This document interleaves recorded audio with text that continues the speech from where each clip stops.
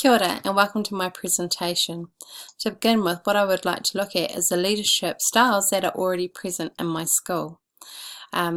We have quite prominently relational leadership styles shown by our principal, who advocates and encourages all our teachers to contribute towards the learning success of our school and the reputation within our community. Another style of leadership that I see is educational leadership, and that is shown by our senior team leader, who is very learning centered. Although she is building her kind of relational leadership skills, I think her learning-centered leadership style comes from her many years of being a teacher at a large school, but also her years of being in core education and developing the resources and tools for teachers. The third type is actually transformational leadership, and that's shown by one of our senior leaders who has great ability to form relationships and bonds with our students to allow them to see the potential that they can be as a person, not just a student, but a person within their community and society.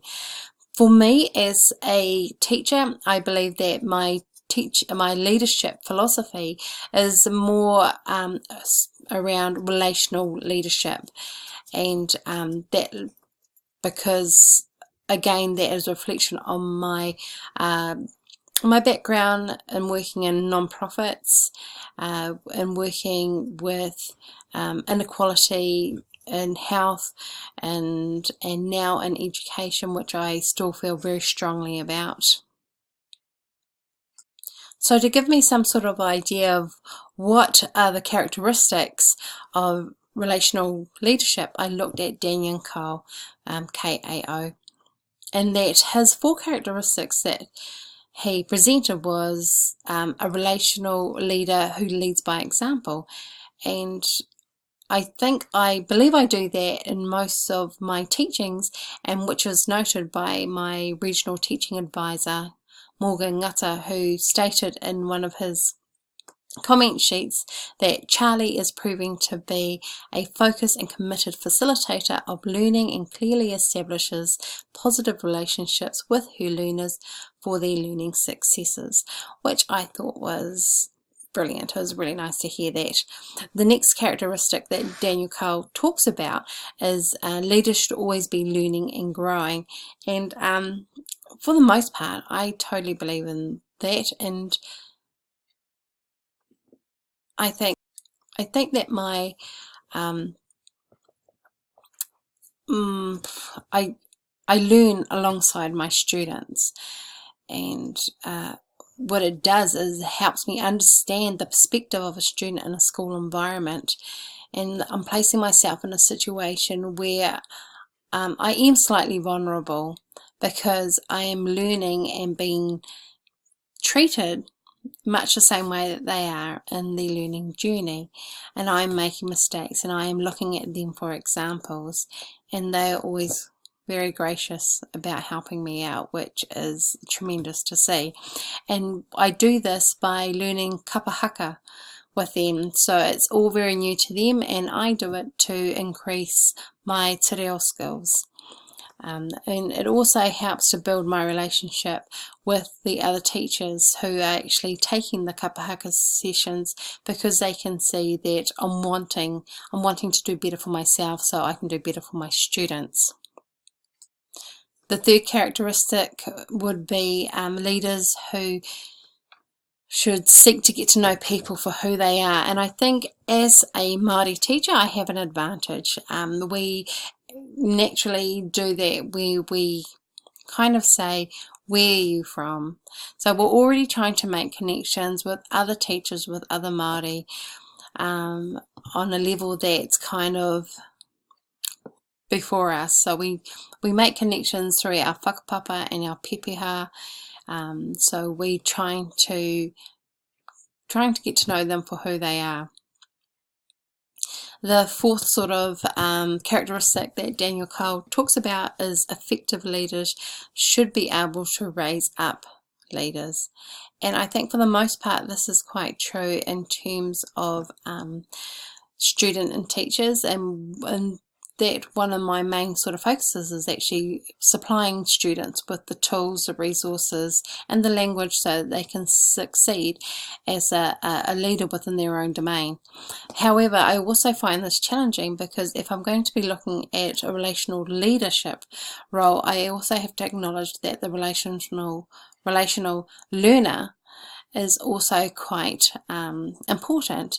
And as a relational learner, I'm actually quite different. I found this out through experience, and I'm not one of these ones who contribute equally as everyone else in the group. In fact, I become quite shy, and I'd rather sit back and absorb everything that's shared. So there is quite a bit of difference between a relational leader who is guiding, who is directing, who is kind of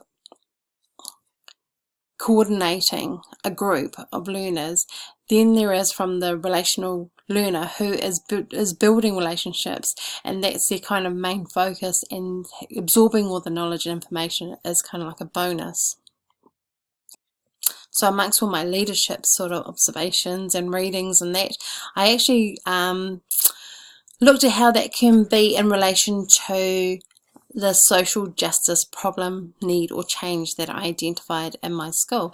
And as always, I focused on the inequality shown in our education, and that it is what is provided for them. There is absolutely no evidence, no background, no assessments, nothing that I can look at to show that any of the students who are coming into the senior years have been exposed or given the opportunity to learn social sciences. And social sciences are covering like geography and history and social enterprise, and a lot of the things that help them build or add to their identity as a student and as an individual. And so when there is a social science teacher that was dedicated to that, it's already putting them in a back foot if they want to go further after school to another tertiary sort of institute or organisation, but actually just in society. So getting a job or just being around other people, if they don't have the skills that social science can offer them to help them grow as a young person, it's not fair. So I will be looking at the literature, and the literature I'll be looking at predominantly will be from ERO, the Education Review Office, and looking at the points that they want to cover. I'm doing this on purpose because Tikaraka Area School is actually on the urgent priority list, and I think there's only 4 of us in the country, so what they say actually matter, because they have the kind of like the power to actually make life very difficult just when we're at a point where we are growing as a school. So taking these points into consideration, I've been looking at where they have stated effective leaders value parents, whānau and the wider community and actively involve them in the life and work of the school, which is fantastic, which is what we are doing. But on the flip side, what we are struggling with at the moment is still building that relationship between the school and the community after having so many years of them looking at us in a negative way. Not only the school, but the learners who are coming out of it, the teaching staff that are being employed. So we're having to change that, and that's all about relationships and how we can move forward. Another point that ERO kind of made in their booklet was for Māori students, the curriculum that has limited or no connection with students' language, culture and identity is not one that contributes to their self-worth. And this is very true, and this is why in social studies I'm looking at going right back and looking at developing a program that addresses the Captain Cook collision or encounter. And it's mainly the repercussions that came after that had and still does have an effect on not only the iwi, the hapu, but right down to the individual and where they are in their life and their relationship, not only to other people, but to their land and to themselves.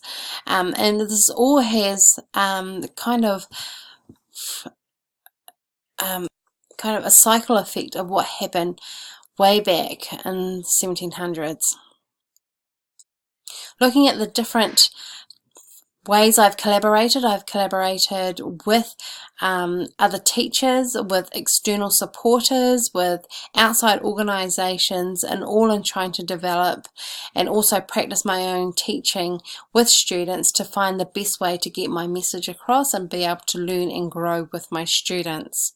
As an example of my collaboration, relational leadership, and working with my principal, who is developing further relationships with external stakeholders, which will be really good for me for introductions into the iwis, who will be our main information and knowledge bearers. Educational leadership, working, collaborating with our senior team leader and helping me to moderate my student assessments and review my curriculum requirements.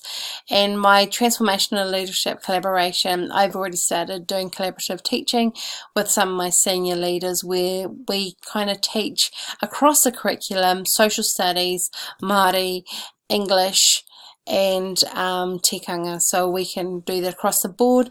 But also one of my most prominent relationships that I have to lead but also learn from is with that of my students. And as a relational pedagogy, the importance, it lies with the people and the values that support a strong and effective society. The impact overall will be, of course, as it has in this diagram by Cooper, and that it will be able to sustain itself so that it can continue to grow the relationships, but also the learning and success outcomes. These are the resources and references that are relevant to today's presentation, and although I could speak for a lot longer, that is it for now. Thank you very much.